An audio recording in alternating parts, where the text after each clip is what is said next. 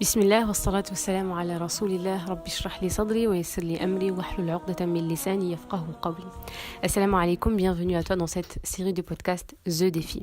Alors aujourd'hui, j'aimerais te parler d'une nouvelle chose.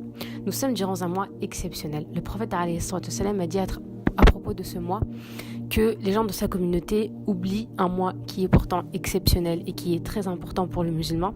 Ce mois-là est situé entre le mois de Rajab et le mois de Ramadan. C'est le mois de Sha'ban. Alors, qu'a-t-il d'exceptionnel et qu'a-t-il d'important pour nous et comment pouvions-nous profiter de ce mois et l'optimiser au maximum et gagner des points avant Ramadan? Eh bien, ce mois a une chose très exceptionnelle, surtout quand nous allons rentrer dans cette demi-quinzaine du mois. À partir de la nuit du 14 jusqu'au 15, cette nuit-là est une nuit exceptionnelle, donc nous y serons demain, Inch'Allah. C'est un moment incroyable. Le prophète alayhi salatu wassalam nous a dit que les actes d'adoration, tout acte, toute action que tu mets en place durant ce mois de Sha'ban fera partie des actions qui seront exposées auprès d'Allah Azza wa Jal au-dessus des 7 cieux. Alors, il y a 3 moments en réalité dans la vie du musulman durant lesquels Allah nous a prévenu que nos actes lui sont présentés au-dessus des 7 cieux. C'est donc le lundi et le jeudi. Et ce 3e moment-là, durant toute l'année, une fois par an, c'est durant le mois de Sha'ban. Durant le mois de Sha'ban, nos actions sont présentées devant Allah Azza wa Jal. Alors tu vas me dire, oui, mais nos actions, elles sont toujours présentées devant Allah Azza wa Jal. Allah, il voit toujours nos actions. Oui, mais non. Pourquoi Allah a pris le temps? Le prophète alayhi salam nous a dit que ces jours-là, ce mois-là, précisément, tes actions sont présentées, sont levées au-dessus des 7 cieux et sont présentées auprès d'Allah Azza wa Jal. Premièrement, pour que tu prennes conscience et que Allah, en fait, il est en train de t'appeler, de te réveiller. C'est comme une alarme pour te dire, hé, ce que tu es en train de faire durant ce mois, il est en train d'être présenté au fur et à mesure devant moi. Tes actions me sont exposées. Alors, sois attentif, fais attention. Propose-moi et expose-moi de belles actions. C'est comme si quelqu'un te disait, tout ce que tu vas faire aujourd'hui, ça va être filmé et je vais l'observer, je vais le regarder. Pour réussir ton examen ou non, tout ton examen dépendra des actions que tu auras faites ce jour-là. Eh bien, c'est exactement ce qui se passe avec Allah et Allah, l'exemple suprême. Tout ce que tu as fait et tu feras durant ce mois-là te permettra de rentrer au paradis.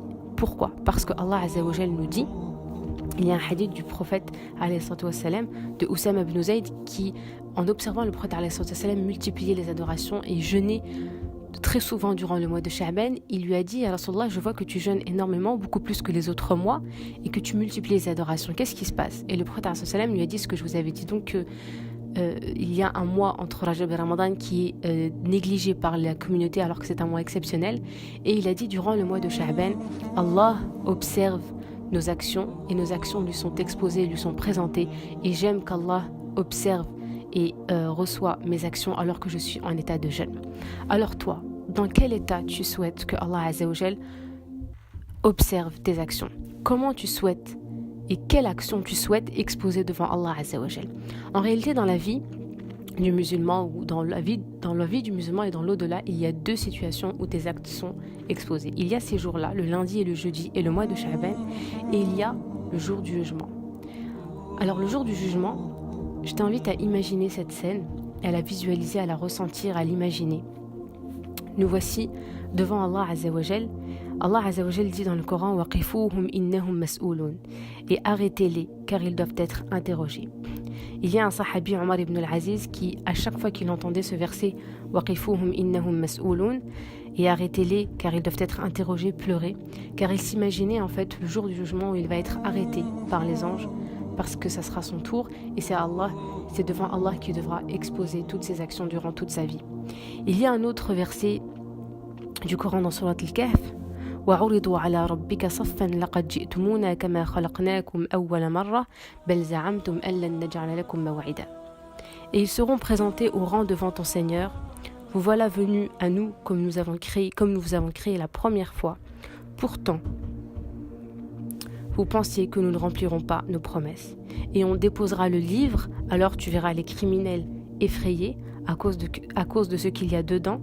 Ils diront « Malheur à nous, qu'a donc ce livre à nos maîtres de mentionner ni péché véniel, ni capital, et trouveront devant eux tout ce qu'ils ont œuvré, et ton Seigneur ne fait de tort à personne. » Imagine-toi devant cette scène-là où tu vas exposer, tes actes seront exposés devant Allah Azza wa Jal. Comment te sens-tu? Quel acte as-tu à présenter à Allah Azza wa Jal? Dis-toi maintenant, quelle est la différence entre cette scène-là où tes actes sont exposés le jour du jugement et ce mois-ci de Sha'ban où tes actes sont également exposés devant Allah Azza wa Jal au-dessus des 7 cieux? Eh bien, la différence n'est pas banale, il y a une grande différence. La différence, c'est que le jour du jugement, tu seras là et tu seras devant cette prestance, devant cette grandeur, devant ce miséricordieux, devant Allah Azza wa Jal, tu seras là. Mais tu ne pourras pas revenir en arrière. Tu ne pourras pas corriger ou rajouter des actions pour alourdir ta balance. Par contre, aujourd'hui, tu es encore là. Si tu écoutes ce podcast, c'est que tu es encore là. Et cette écoute de podcast, j'espère, Inch'Allah, qu'elle sera dans notre balance, Inch'Allah, dans les bonnes actions. Donc aujourd'hui, tu es là, sur Terre, mais tu as encore la possibilité de changer les choses et de mettre en place de nouvelles actions, de faire des dons, d'arrêter une mauvaise habitude, de commencer une nouvelle adoration et de te rapprocher d'Allah Azza wa Jal. Donc multiplions les actions durant cette quinzaine de jours. Passons une nuit de prière, d'invocation et de méditation.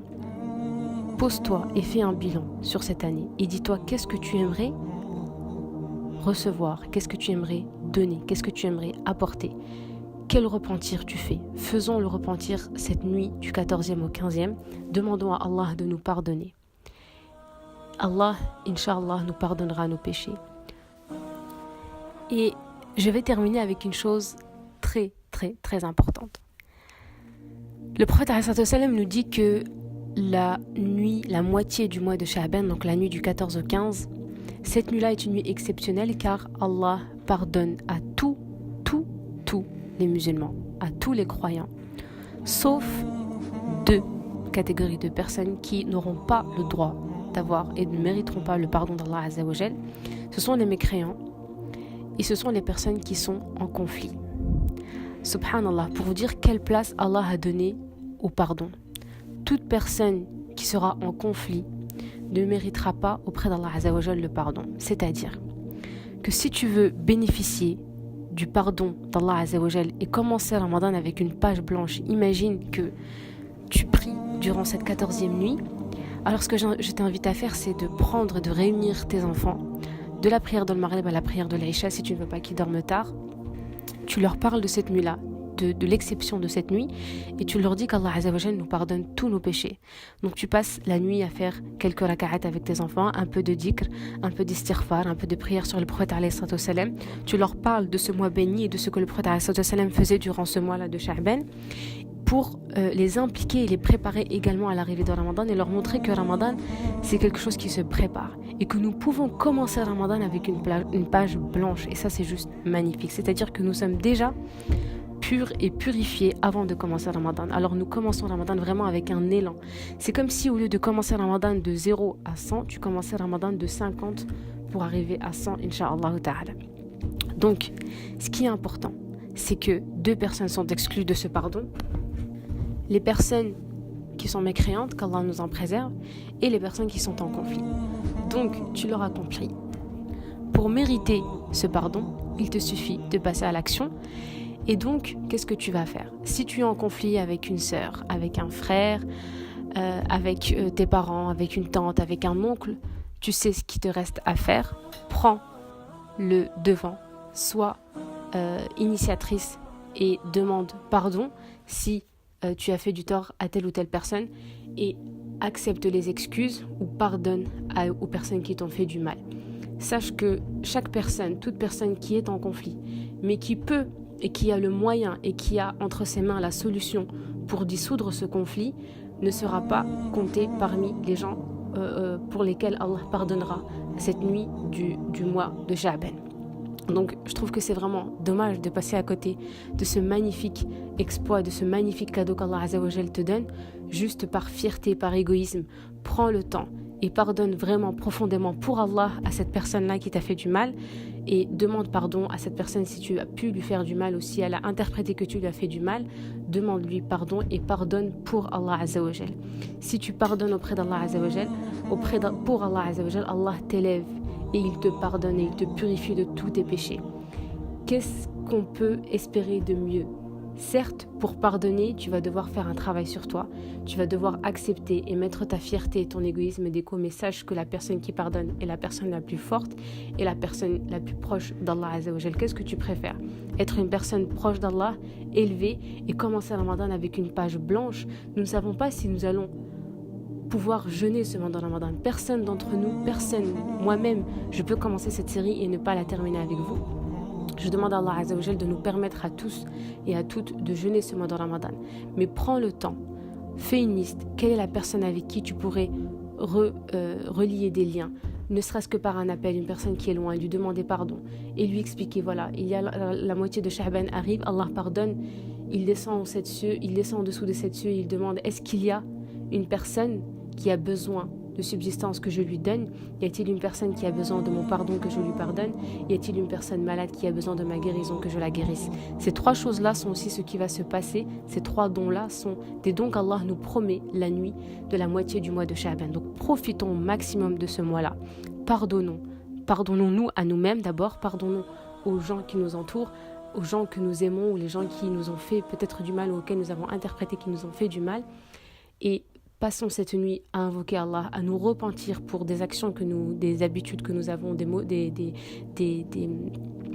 mauvaises actions que nous mettons en place ou des habitudes mauvaises qui nous polluent et qui ne nous aident pas à nous rapprocher d'Allah Azza wa Jal. Je vous laisse le temps de faire ce petit bilan, cette introspection et profiter pour faire des invocations durant cette moitié du mois de Sha'ban. Qu'Allah nous compte parmi les jeûneurs de ce mois et qu'il nous pardonne et qu'il nous compte parmi les gens qui profiteront de son pardon dans cette nuit, Inch'Allah. Pensez à moi dans vos doigts. Wassalamu alaikum et à très bientôt.